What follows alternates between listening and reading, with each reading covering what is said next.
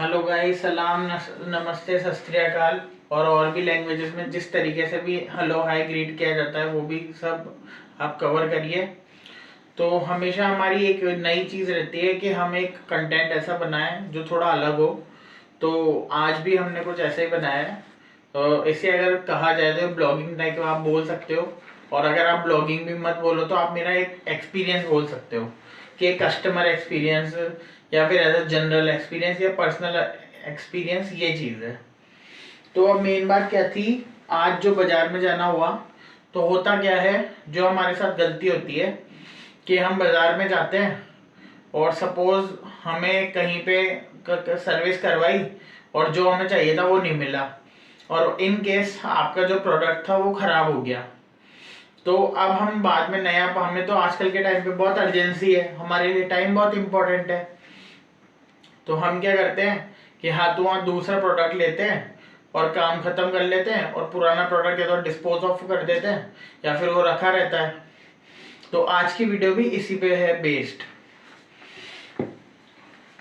तो ये मेरा पुराना वाला फ़ोन है Redmi Note 4, जिसके बारे में पहले भी बात हो चुकी है, मैंने बनाई हुई है वीडियो कि मुझे MI के फ़ोन से क्यों इतने अच्छे लगते हैं और मैं MI का ही क्यों इतना ब्रांड प्रमोशन करता हूँ मेरे लेवल पे, क्योंकि MI की सर्विस वगैरह सब अच्छी है।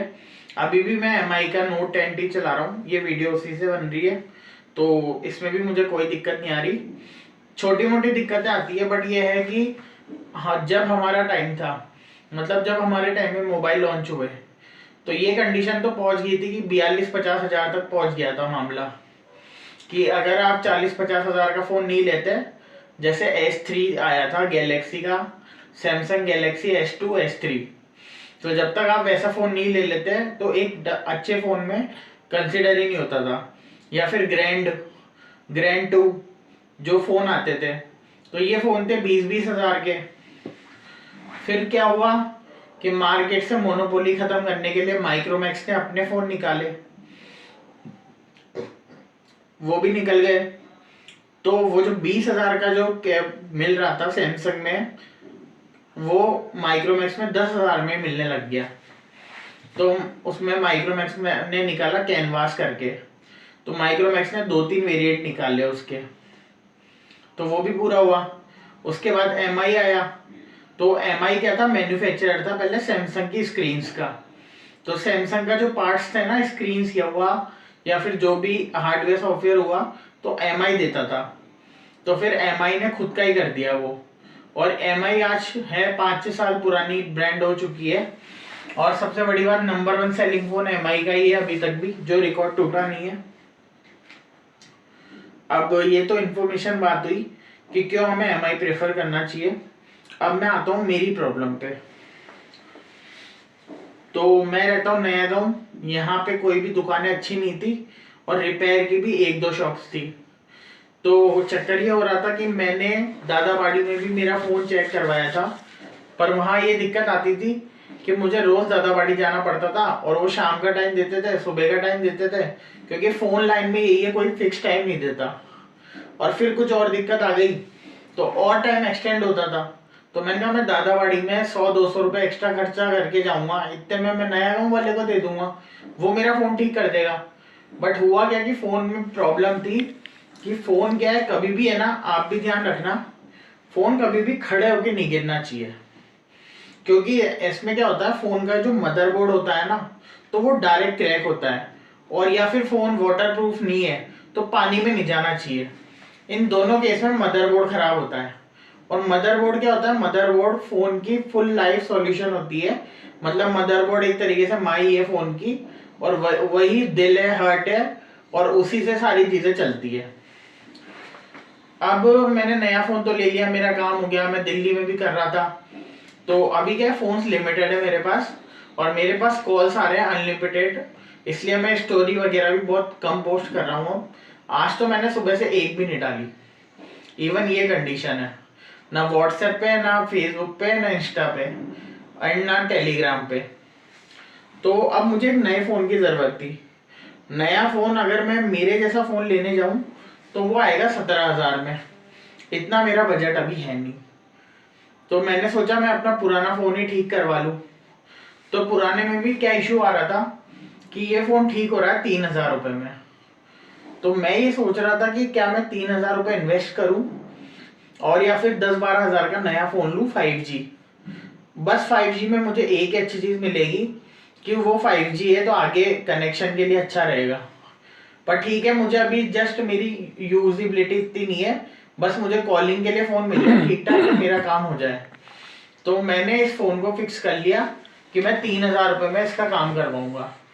और ऐसा ही फ़ोन 8 या 9 हज़ार में जो आएगा वो आएगा 2 GB रैम और 32 GB रैम रोम, जो मतलब कैपेसिटी है।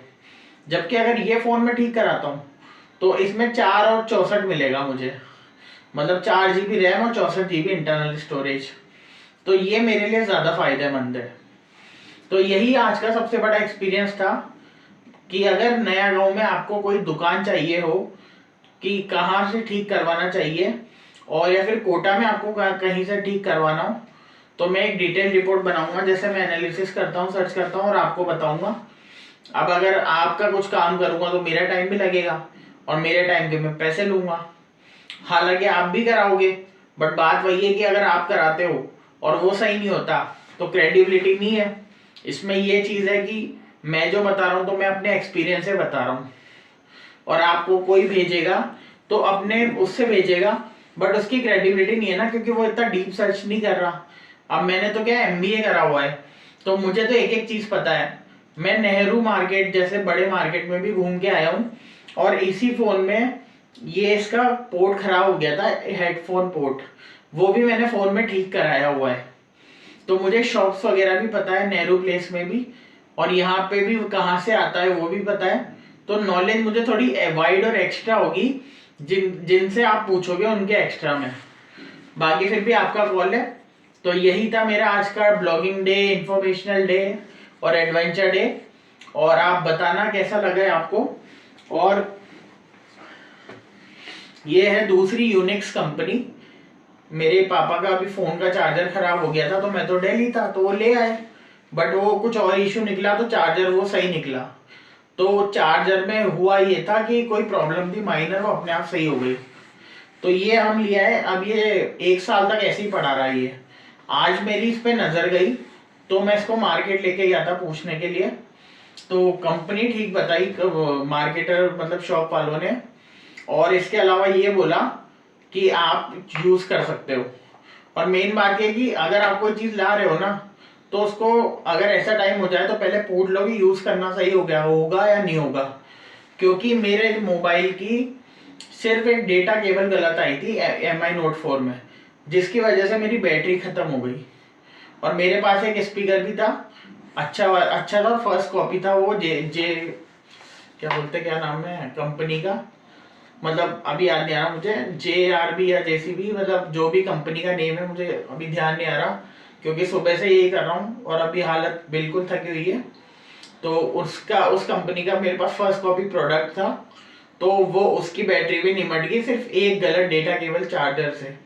तो आप ये समझ सकते हो कि कैसे हमें यूज़ करना चाहिए और क्या नहीं करना चाहिए। और बाकी कुछ भी हो तो आप मुझसे पूछ सकते हो। And thank you and welcome.